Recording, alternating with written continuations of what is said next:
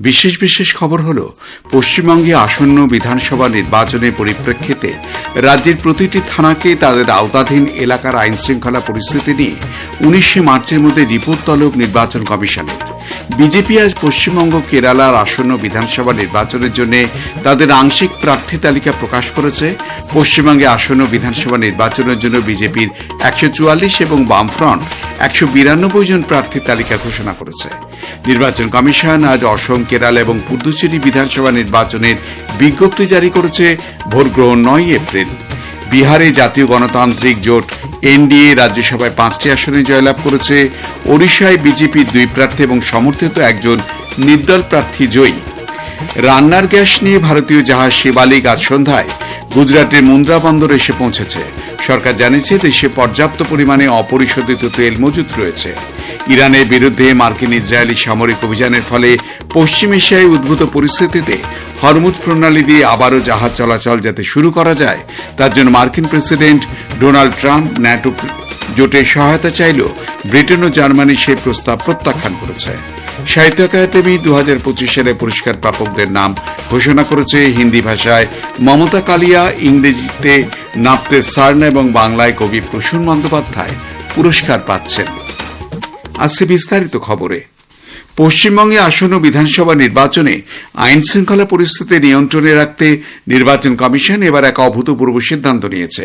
রাজ্যের প্রতিটি থানাকে আগামী বৃহস্পতিবার 19 মার্চের মধ্যে নিজেদের এলাকায় আইন শৃঙ্খলা পরিস্থিতি নিয়ে বিস্তারিত রিপোর্ট দিতে বলা হয়েছে। এলাকা ভিত্তিক অস্ত্রের মজুত, চিহ্নিত সমাজবিরোধী এবং অপরাধ সংক্রান্ত তথ্য ওই রিপোর্টে জানাতে হবে। কমিশনের নির্দেশ, প্রতিটি থানার ভারপ্রাপ্ত আধিকারিককে নিশ্চিত করতে হবে যে সংশ্লিষ্ট এলাকা অপরাধ মুক্ত, তা না হলে তাদের বিরুদ্ধে ব্যবস্থা নেওয়া হবে। মুখ্য নির্বাচনী আধিকারিক মনোজ কুমার আগরওয়াল জানিয়েছেন, থানা এলাকা অপরাধ মুক্ত করতে আধা সামরিক বাহিনী সমস্ত রকম সহায়তা দেবে। তারপরেও ওই এলাকায় ভোটে অশান্তির ঘটনা ঘটলে সমস্ত থানার দায়িত্বপ্রাপ্ত আধিকারিকের বিরুদ্ধে কঠোর ব্যবস্থা নেওয়া হবে। বিধানসভা নির্বাচনে বিজেপি প্রথম দফায় 144 জন প্রার্থীর নাম ঘোষণা করেছে। কলকাতা আজ এক সাংবাদিক বৈঠকে দলের প্রধান রাজ্য মুখপাত্র দেবজিৎ সরকার জানান, কেন্দ্রীয় নেতৃত্বের সিদ্ধান্তে এই প্রার্থী তালিকা তৈরি হয়েছে। উল্লেখযোগ্য প্রার্থীদের মধ্যে বিরোধী দলনেতা শুভেন্দু অধিকারী গতবারের বিধানসভা কেন্দ্রে নন্দীগ্রাম ছাড়াও এবার ভবানীপুর আশ্রম থেকেও প্রতিদ্বন্দ্বিতা করবেন। প্রাক্তন সাংসদ দিলীপ ঘোষ খড়গপুর সদর ও স্বপন দাশগুপ্ত রাজবাড়ী কেন্দ্রে প্রার্থী হয়েছেন। উল্লেখযোগ্য অন্য প্রার্থীদের মধ্যে আছেন শিলিগুড়ি কেন্দ্রে পরিষদীয় দলের মুখ্য সচেতক শঙ্কর ঘোষ, বীরভূমের সিউড়ি বিধানসভা কেন্দ্র থেকে দলের রাজ্য সহ সভাপতি জগন্নাথ চট্টোপাধ্যায়, নৈহাটি কেন্দ্রে বঙ্কিমচন্দ্র চট্টোপাধ্যায়ের পরিবারের সদস্য সুমিত্র চট্টোপাধ্যায়, হাওড়া শিবপুর কেন্দ্রে রুদ্রনীল ঘোষ, বরানগর কেন্দ্রে কাউন্সিলর সজল ঘোষ প্রমুখ।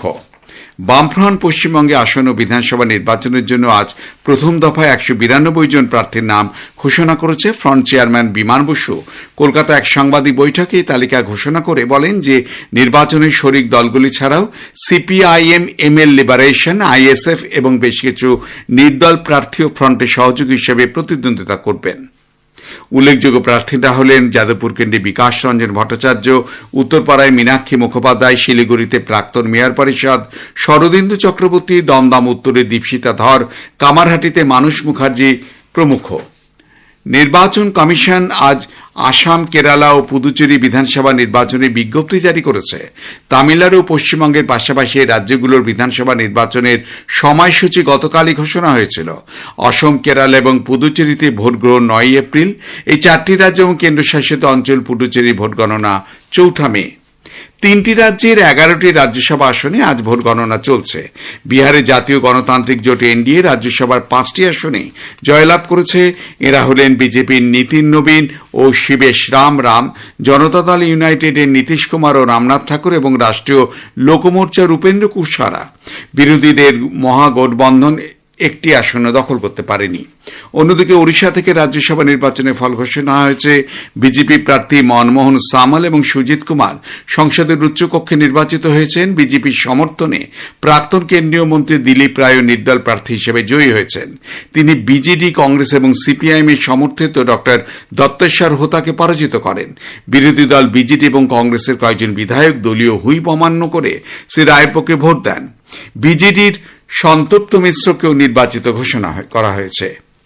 খবর শুনছেন আকাশবাণী থেকে।